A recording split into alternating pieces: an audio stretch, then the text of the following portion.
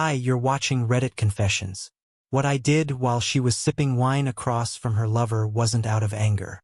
It was surgical, quiet, calculated, and maybe just a little pathetic.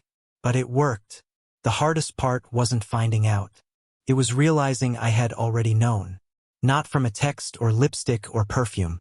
I knew because of how silent she was when I brought her tea. How she used to say thank you, but lately, just lifted the cup and stared out the window like I was the waiter at a diner she hated. Last Tuesday was our off night. No errands. No dinner plans. Just a quiet evening, which she used to fill with rom-coms and a glass of wine. But that night, she was suddenly meeting an old college friend for a quick dinner. She said it too casually. Didn't even make eye contact. Grabbed her coat like she'd practiced the motion. I didn't ask who the friend was. Didn't ask where. I just nodded. And when the door clicked shut behind her, I exhaled for the first time all day and started packing. Not my things. Hers. I went room by room, drawer by drawer, labeling every box like I was moving a stranger out. The ironic part? I didn't even feel sad. Just hollow. Like the heartbreak had already happened weeks ago, and I'd only now been invited to the scene of the crime. While she clinked glasses with someone who probably winked too much and overused cologne, I replaced the locks. Took 15 minutes. Less than that if you don't count the part where I had to stop to catch my breath. Not because I was tired, but because I wasn't sure if I was actually going through with it. I didn't leave a note. I didn't leave a single item of mine behind, either, except the coffee mug she gave me last Christmas. The one that said, "You're my always." I smashed that. At 10:19 p.m. My phone buzzed. Her. "Babe? I think the lock is stuck. Can you open?" I didn't answer. I just sat by the window, watching her figure slowly appear in the porch light, rattling a key that no longer fit her life. She called me. I let it ring. Then I powered off the phone and whispered, "You're not locked out. You're just no longer in." She stood outside for 13 minutes. I know because I counted. I watched the time change on the oven clock while I sat on the kitchen floor, knees to my chest, lights off, heart pounding so hard I could feel it in my fingertips.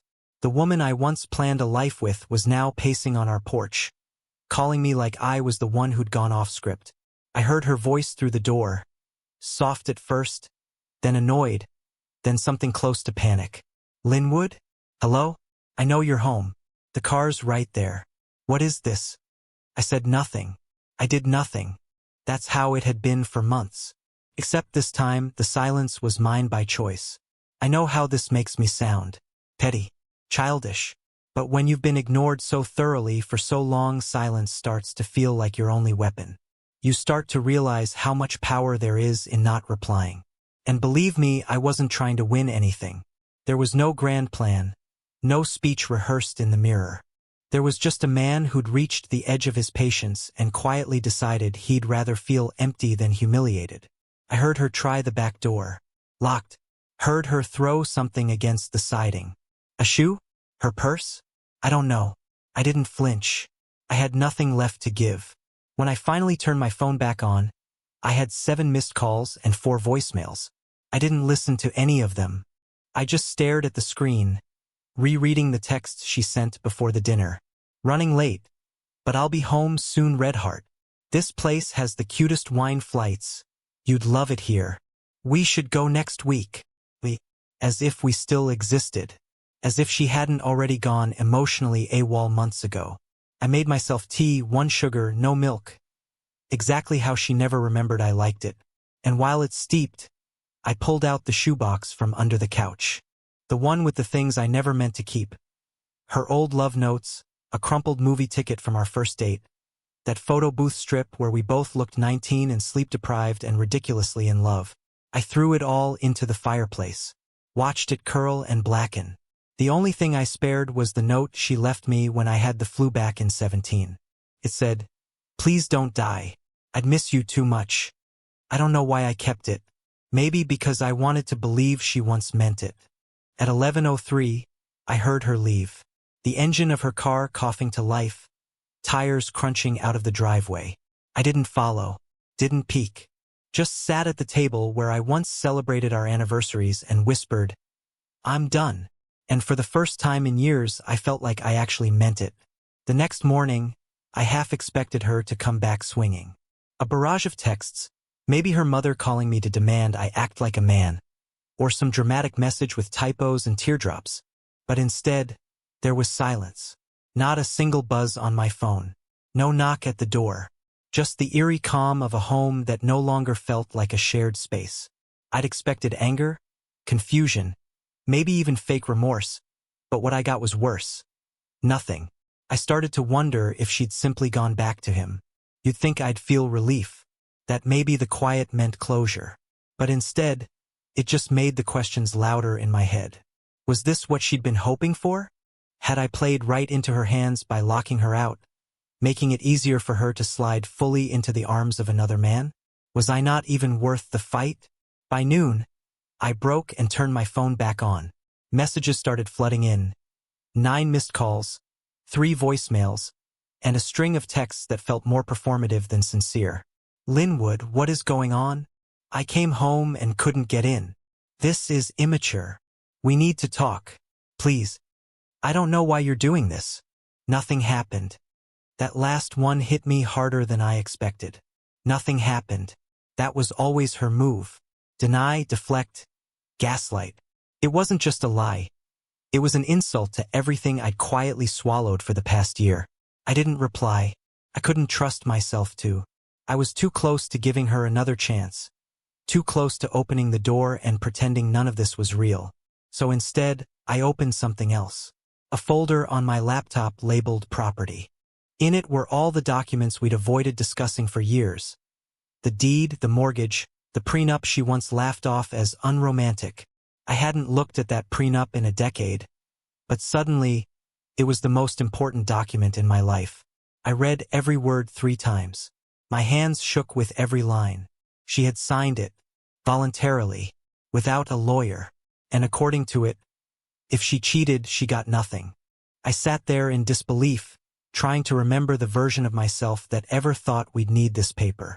I drafted it out of fear, tucked it away out of guilt, and now it was my only shield against the storm I knew was coming. When she finally did show up, it wasn't angry or dramatic. It was calculated. I watched through the peephole as she straightened her coat, fixed her hair, and tapped lightly on the door like she still lived here. I didn't move. She knocked again. "Linwood, please. I just want to talk." Her voice sounded tired. Or rehearsed. Maybe both. I stood behind the door, heart pounding, fists clenched. I wanted to scream. I wanted to cry. I wanted to open that door and demand she tell me everything. Why him when, how many times, did she laugh at my back when I hugged her? Did he wear my cologne? But I did none of that. Instead, I walked away from the door and opened the bedroom window just enough to let in some air. Because right now, I needed to breathe more than I needed answers. I didn't leave the house for 2 days. Not out of fear she'd be waiting, but because I didn't know what I'd do if she wasn't. I kept walking to the front window, peeking through the blinds like a man hiding from his own decisions. Every time I didn't see her car, a part of me relaxed. But another part, the pathetic part, felt something closer to disappointment. I hate admitting that. Mira finally stopped by again on Saturday. This time she came with groceries. I watched her get out of her car, holding a canvas tote like it was some kind of peace offering. Bread, soup, my favorite yogurt, the same things I'd picked up for her every week like clockwork. Except now it just felt insulting.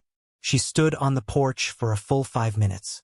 Knocked once, waited, knocked again. I stayed in the hallway, just out of sight, as she placed the bag by the door and muttered something I couldn't make out. Then she left. She was still pretending this was a misunderstanding, that I was overreacting, that we could just talk it out over chicken noodle and chobani. And for a second, just a sliver of a second, I wanted to believe her. I wanted to believe it was all in my head, that maybe I had read the messages wrong, that maybe Liam was just a friend. But then I remembered the reservation, the lipstick, the coldness in her eyes for months. The woman I married had become a stranger I no longer recognized, and yet I still felt like I owed her a conversation. That night, I finally cracked. I texted her, "Be here tomorrow at 2. We'll talk. 1 hour. No lies." She replied instantly, "Thank you. I miss you." I didn't respond. I spent that night rehearsing every word I planned to say. I practiced calm. I stood in front of the mirror, trying to keep my voice level as I imagined every excuse she'd throw at me. I made coffee at 1 a.m., then again at 3. Sleep was impossible. My mind kept rewinding the last 2 years, looking for signs I missed, for the exact moment I lost her. 2:01 p.m. The next day, the doorbell rang. I opened it before she could knock. She looked surprised to see me actually answer. She was dressed like someone attending a casual funeral. Black jeans, dark sweater, hair down. No makeup. For once, she looked like someone who didn't have a performance ready. "Hi," she said quietly. I didn't say it back. I just stepped aside. She walked in like a guest, not a wife. Took small steps, glanced around like she expected the place to look different. Didn't. I hadn't changed a thing, but it felt different. The air was heavier now, tense. She sat on the edge of the couch and folded her hands in her lap. "I guess you're angry," she said, already bracing. I sat in the chair across from her and asked the only question that mattered. "Who is Liam?" She flinched slightly, then looked down at her hands. "Linwood." "Who is he?" She exhaled hard, the kind of breath people take before lying or confessing. I couldn't tell which one it would be, and then she said it. "He's someone I work with. It's not serious." Not serious. She said it like that made it okay. I didn't yell. I didn't throw anything. I just stared at her, letting the words soak in like poison. Not serious, as if betraying me emotionally was some minor offense. As if hiding her second phone, sneaking out to restaurants we once loved, and lying to my face was a temporary lapse in judgment. "You've been with him." It wasn't a question. It didn't need to be.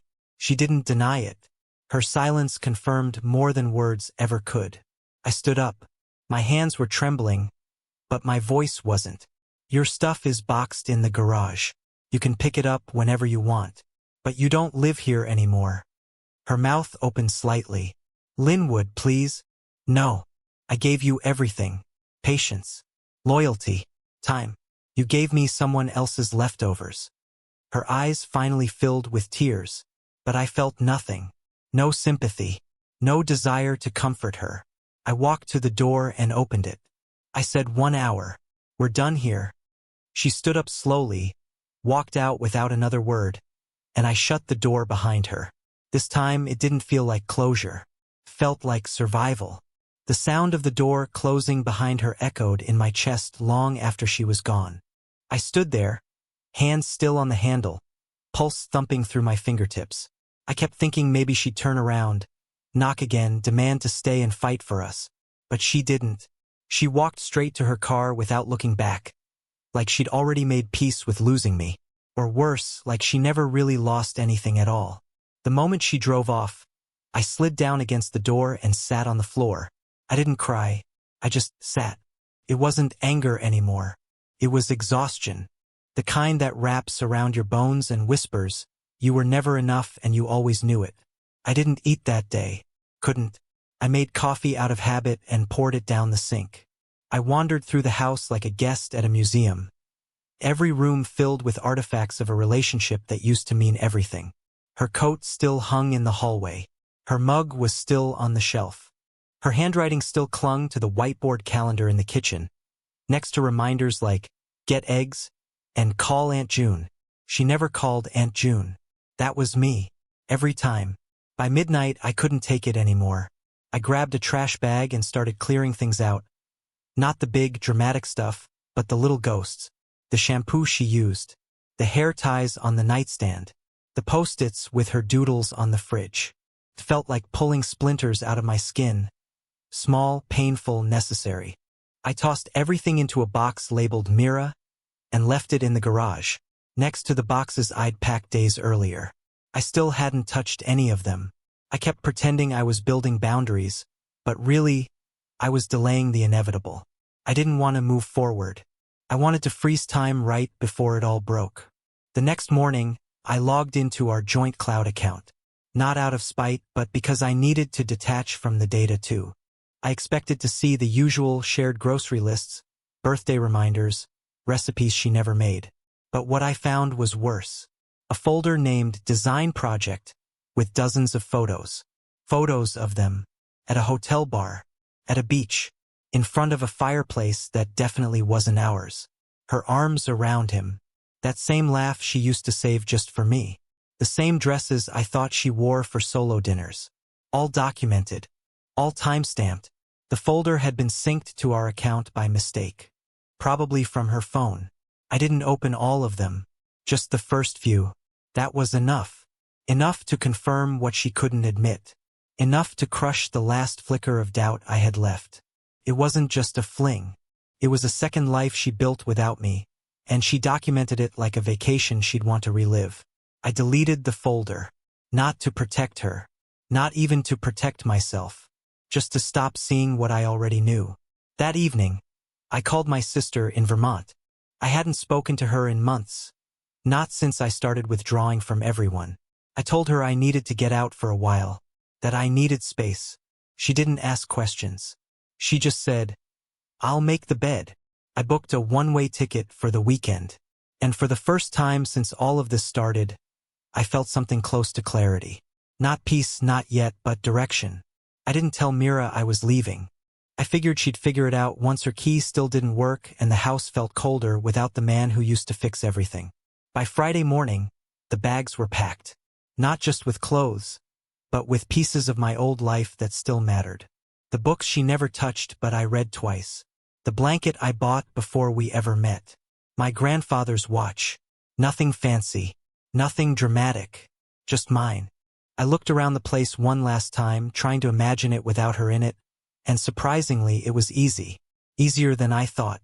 The corners weren't haunted anymore. They just looked like walls. I left the ring. Not in a box. Not on a pillow. Just on the kitchen counter next to a half-finished grocery list she'd scribbled days before. Milk, spinach, something for Linwood. I guess she didn't know what that something was. Neither did I anymore. I didn't leave a note. I didn't slam the door or look back in the mirror. I just left. By the time my train pulled out of the station, I had 10 unread messages. None from her. Just spam, a reminder from the dentist, and a discount code from that meal kit service we signed up for and never used. The ride north was quiet. I sat by the window, watching trees blur past and trying not to let my thoughts spiral. But they did. I kept thinking about the beach photo, the way she rested her head on his shoulder. Not just with comfort, with trust, like she was safe there. That's what broke me. She used to look at me like that. My sister greeted me at the platform with a confused hug. "You're skinnier," she said before anything else. I just nodded. "Did you eat?" I hadn't. She didn't push. Just helped with my bag and drove us through the quiet Vermont roads while I stared at the forest like it might explain something to me. I spent the first night in her guest room staring at the ceiling fan. It made a soft ticking sound that I weirdly liked. Steady. Predictable. Unlike the last few months of my life. I didn't cry. I didn't sleep much either. But at least I wasn't pretending anymore. The next morning my phone rang. Blocked number. I answered, already knowing who it was. Linwood. Her voice was shaky. Almost surprised I picked up. "Where are you?" she asked. I didn't answer. "I came by the house and everything's gone." Still silent. "You left? Just like that? After everything?" I finally spoke. "You left first. You just did it while still sleeping in my bed." A long pause. Breathing. Maybe guilt. Maybe just frustration that I wasn't playing the role anymore. "I didn't know it would get this far," she said quietly. "No one ever does," I replied. "Until they realize the exit door isn't theirs anymore." She didn't fight me. Didn't scream. Just whispered, "What now?" And for the first time, I didn't say, "I don't know." I said, "You heal." I heal. But not together. Then I hung up. I stood in my sister's kitchen and stared out the window at the quiet backyard. A single leaf floated down, landed softly on the porch, and didn't move. I envied it. I wanted to land somewhere too. I turned off my phone. I didn't want to hear what came next, because for once, I wasn't waiting to be chosen. 3 days passed in Vermont, and the quiet started to feel less like a punishment and more like a reset. My sister, bless her, didn't ask for details. She just gave me space, a steady supply of coffee, and let me use the garage to pace when the walls felt too close. I hadn't told anyone the full story yet, not even her. The only thing I said was, it ended while she thought it was still going.